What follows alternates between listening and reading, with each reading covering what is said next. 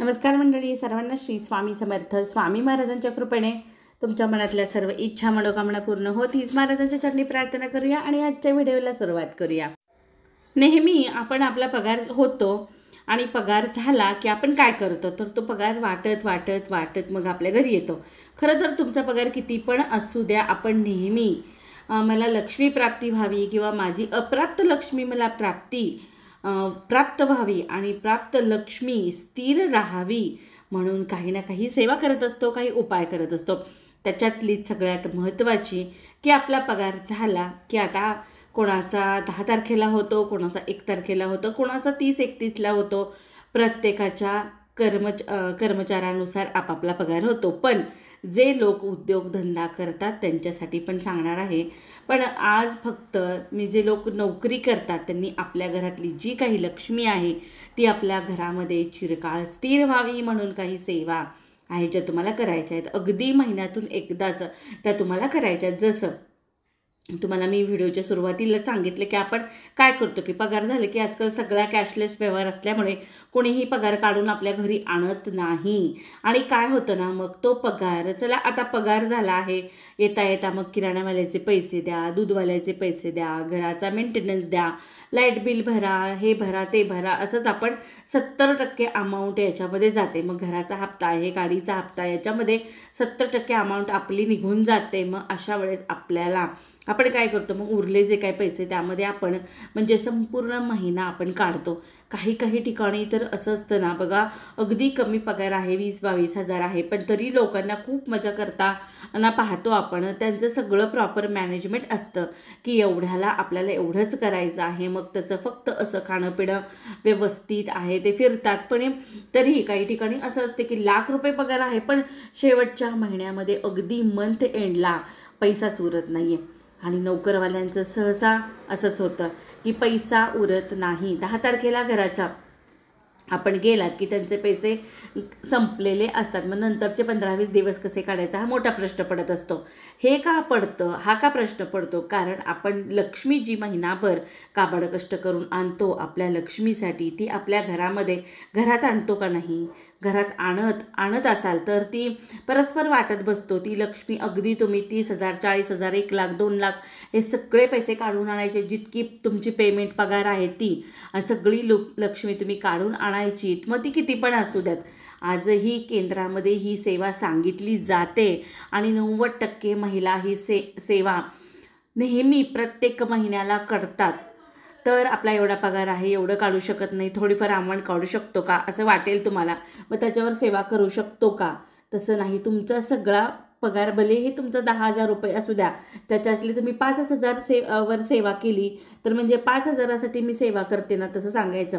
तात्पर्य असं की तुमचा जेवढा काही पगार आहे अगदी तो 30 तारखेला झाल्यावर आणि तो 1-2 तारखेपर्यंत जरी तुम्ही काढून आणला तर त्याच्यावर संपूर्ण म्हणजे आता समजा आज रात्री तुम्ही तो काढून पगार आणला आणि तो पगार काढून आणल्यावर देवासमोर ठेवायचं असतं.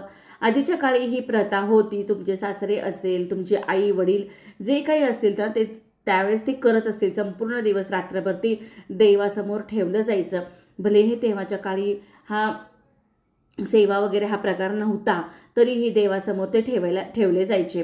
मग त्याच्यावर सेवा करायची काय, तर ते तुम्हाला सांगते. आता बघूया. सगळ्यात आधी जी काही तुमचा पगार आहे तुम्हाला तो घरात आणून ठेवायचा आहे त्या दिवशी किमान तरी. म्हणजे जितका आपला पगार असेल तितका आपल्याला तो एक रात्र तरी किमान आणायचा आहे. म्हणजे तुमचा पगार समजा 26,400 रुपये असेल तरीही सगळा पगार आणायचा आहे आणि तो आपल्याला देवासमोर ठेवायचा आहे.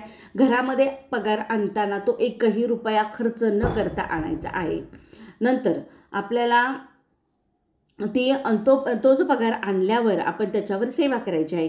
सेवा काय करायची आहे, 1 वेळा व्यंकटेश स्तोत्र संस्कृतमध्ये म्हणा, प्राकृतमध्ये म्हणा, 1 वेळा श्रीसूक्तम, 16 वेळेस विष्णू गायत्री मंत्र, 16 वेळेस लक्ष्मी गायत्री मंत्र आणि 16 वेळेस कुबेर मंत्र आणि 16 वेळेस नवारण मंत्र, एक माळ स्वामी समर्थ महाराजांच्या मंत्राची तुम्हाला करायची आहे. या सगळ्या सेवा तुम्हाला मॅक्झिमम 10 मिनटं लागतील. आपल्या सर्व नित्यसेवेमध्ये सेवा आहेत. आज रात्री तुम्ही आणून ठेवल्या, तुम्ही रात्री सेवा करू शकता, उद्या सेवा करू शकता आणि ते पैसे लोकांना वाटण्याच्या आधी सेवा करायची आहे. ते पैसे रात्रभर आपल्या घरामध्ये ठेवायचे आहेत. म्हणजे सेवा झाली की समजा आपण रात्री 12ला वाजता ही सेवा रात्री 12 वाजेपर्यंत कधीही करायची आहे. रात्रभर पैसे ठेवायचे आहेत. दुसऱ्या दिवशी मग तुम्ही सकाळी दूधवाल्याला द्या, किराणावाला, भाजीवाला, मेंटेनन्स जे काही आपलं आहे, मग त्यानंतर आपल्याला हे पैसे द्यायचे आहेत. आणि जो आता सध्या तर कॅशलेस व्यवहार असल्यामुळे तर ते फोनपे वगैरे नंतर स्कॅन हे पटापट स्कॅन होतं. आपल्यालाही समजत नाही की आपला किती बँक बॅलन्स संपला आहे. याचं म्हणतो ना आपण, जेवढा फायदा आहे तेवढे तोटेसुद्धा आहेत. म्हणून तुमची लक्ष्मी तुमच्या घरात, ज्याच्यासाठी तुम्ही महिनाभर कष्ट करत आहात, ती अशी वाटत फिरू नका. अर्थात ती लोकांची देणेदारी आहे, पण ती घरात येऊ द्या, त्याच्यावर सेवा करा. अगदी काही महिने, 4-5 महिने जरी हा प्रयोग केला ना, तर तुम्ही ही सेवा केली ना, तर नक्कीच तुम्हाला चांगला अनुभव बघायला मिळेल. आता चांगला अनुभव बघायला मिळेल म्हणजे काय, तुमचा दुपटीनं पगार वाढ होईल असं नाही, तुम्हालाच खूप काही मिळेल असंही मला म्हणायचं नाही. पण तुमची जी काही लक्ष्मी आहे ती स्थिर राहील. अप्राप्त लक्ष्मी जी आहे ती प्राप्त राहील. आणि नंतर लक्ष्मीला सुद्धा मानपानात, थाटामाटात तुम्हाला बोलवायचं असतं. लक्ष्मी खूप चंचल आहे, ती तुम्हाला नव्यानं सांगायची गरज नाही. आज नाही, उद्या नाही, पण ज्या घरामध्ये तिचं व्यवस्थित आचरण केलं जातं, त्या लक्ष्मीचा मानसन्मान केला जातो. वायफळ ठिकाणी ती लक्ष्मी खर्च न करता त्याचा वापर केला जातो, तर त्या ठिकाणी ती टिकते. तर काही ठिकाणी व्यसनाधीन माणसं जी लक्ष्मी खर्च करत असतात, अशा घरामध्ये लक्ष्मी टिकत नाही. घरातून लक्ष्मी काढता पाय घेते. म्हणून तिला मानापाण्याने घरात आणायचं, तिची पूजा करायची आणि जी काही अमाऊंट आहे ती देवासमोर ठेवायची. आणि नंतर तुम्ही ह्या सेवा करून त्या अगदीच तो पगार दुसऱ्या दिवशीपासून मग तो ज्यांना द्यायचा आहे आपल्याला, त्यांना तो खर्च करायचा आहे. हा जो उपाय आहे ना, हा तुम्ही सलग 3-4 महिने, 6 महिने केल्यानंतर तुम्हाला त्यामध्ये बदल दिसेल, फरक दिसेल. आणि अनुभव घेतल्याशिवाय तर ही सेवा तुम्हाला कळणार नाही किंवा त्याचा अनुभव तुम्ही घ्यायलाच हवा.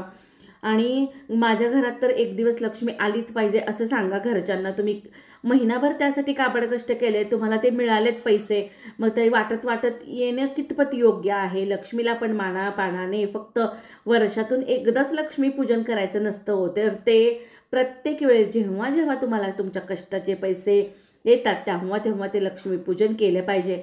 दर अमावस्याला देखील आपल्याला लक्ष्मीपूजन केलं पाहिजे.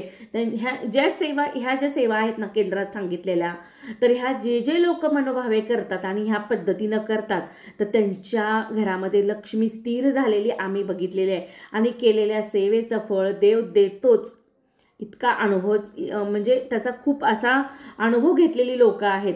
आणि काही जणांच्या आर्थिक अडचणी आहेत अगदी कमी होतात आणि कमी पगारातही लोक सुखात राहतात. सुख म्हणजे आपल्या मानण्यावर असतं. जेव्हा आपण दुसऱ्याचं चांगलं बघतो, देवासमोर आभार मानतो आणि वाटतं की माझ्या आयुष्यात नाही म्हणून ते मला मिळालं नाही, त्याच्यात आनंद तर मानायलाच पाहिजे, पण त्याच्यात आहे त्याच्यामध्ये देखील वाढ ह्या सेवेमध्ये आपण नक्कीच करून घ्यायची आहे, सेवा करायची आहे. आणि सगळेजण ही सेवा करणार आहात. आता व्हिडिओ पाहिल्यानंतर लवकरच आता नवीन महिना चालू होईल. 1 तारखेला कुणाचे पगार होतील किंवा जे IT लोक आहेत त्यांचे आता मंथ एंडला देखील पेमेंट होतात ऑनलाईन. तर त्यामुळे हा व्हिडिओ मी लवकर केलेला आहे.